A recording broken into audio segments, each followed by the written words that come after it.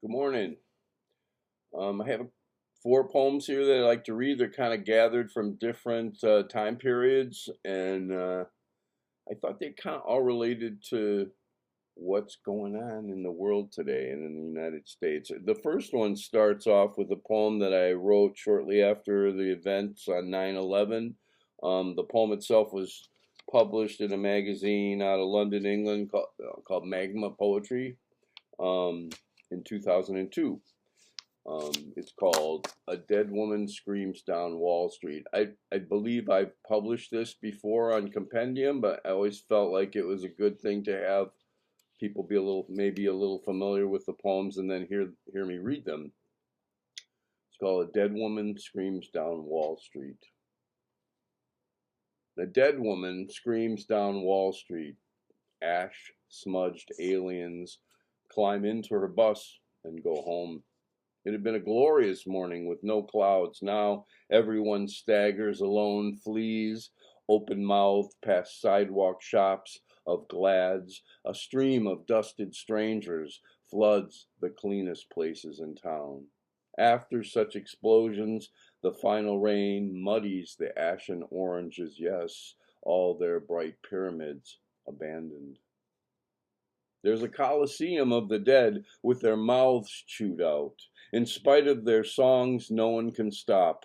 No one has a map.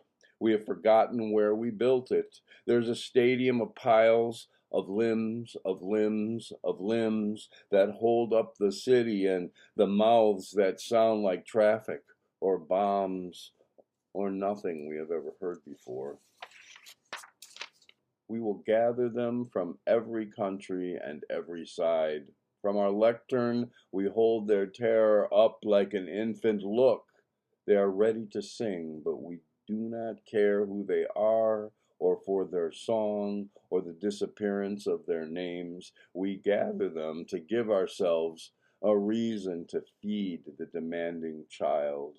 Remember, their mouths are gone.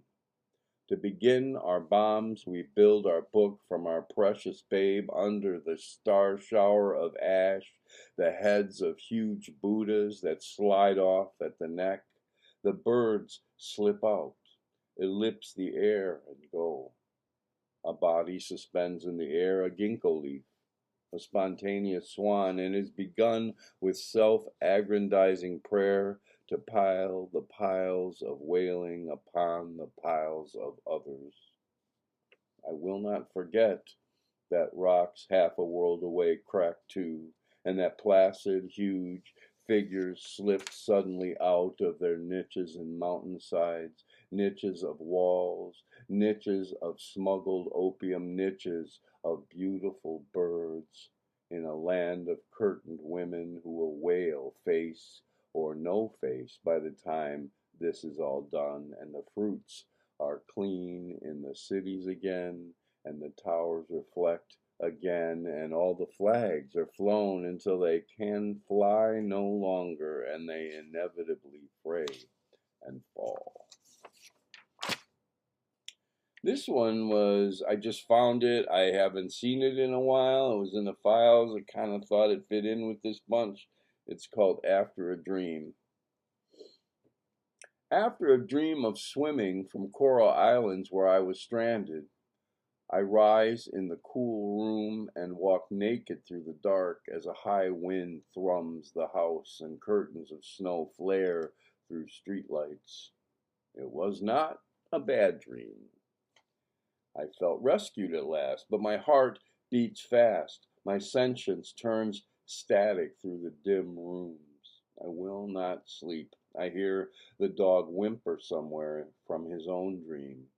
Oh, how moonlight seeps out from the clouds. Junipers quake and rock. The winter's ghosts illuminate the wind. Am I the only being awake? I am alone in this house in the maelstrom after I dream of swimming from coral islands where I am stranded. This is very recent. This is from my recent train trip across the country and back. This is called Train Along the Columbia. I believe I published this in Compendium very recently, but it's cool to read it out loud. train along the Columbia.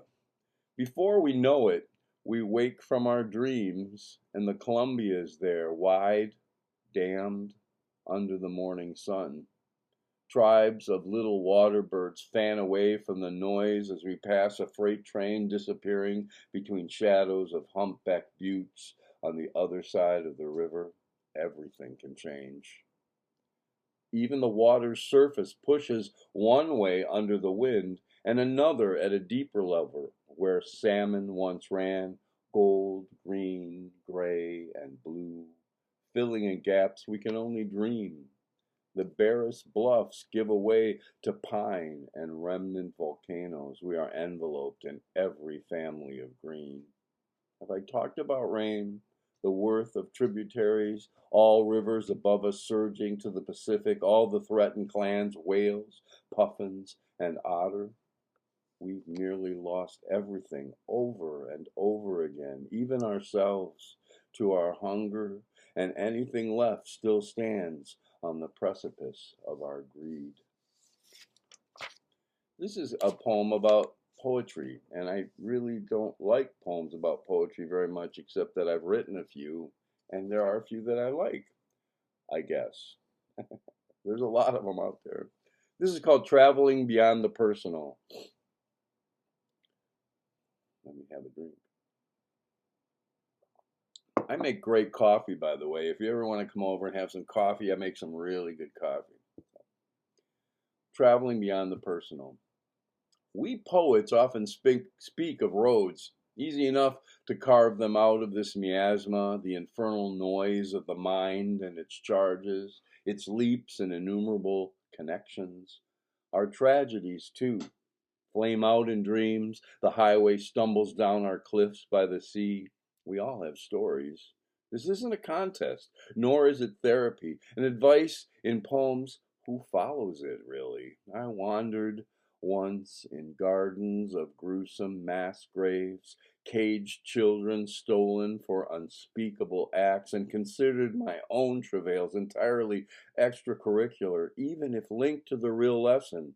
The world is a freak show, in spite or because of its astounding clefts, its heights, and those crowns of coral islands disappearing into the drink that may rise again when I am far beyond dreams. Still, whatever our crimes, whatever our losses, it is our job, especially for anyone lucky enough to have the time and means to read and know poems, to make necessary connections beyond our own tragedies, however large or small or impassable they may be, and often enough they are. What links us is not so much what wounds us inexorably, each from our own ordeal, but how we elope into our nights of freedom, dreams, even as we die in the dirt, singing something, singing one thing, anything. Apparently, we can't really avoid going on. Whatever it is we sing, as the roads we envision pass beneath us and those islands rise again, and we are given a drink of water, and everyone on all the other roads greets us as they trundle by. Have a good morning. Follow along with the green bouncing ball. I got the text down below. We'll see you later.